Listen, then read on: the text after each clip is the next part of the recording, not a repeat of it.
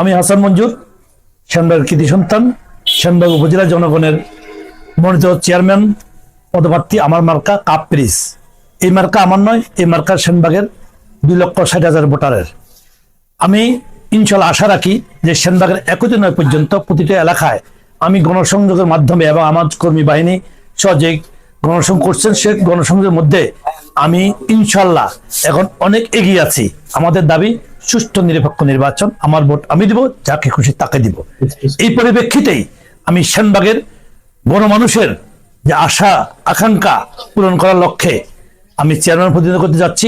ইনশাল্লাহ যদি বিজয় হয়, সেনবাগে যে সমস্ত কর্মকাণ্ড রয়েছেন, বিশেষ করে সেনবাগের যেই উন্নয়নমূলক কর্মকাণ্ড, বিশেষ করে সর্বপ্রথম বিদ্যুৎ নিয়ে আমি কাজ করেছি। ইতিমধ্যে বিদ্যুতের সমাধান অনেক কিছু এগিয়ে গেছে এবং একটা গণকবরস্থান, গণকোষাগার, ঈদগাহ মাঠ সহ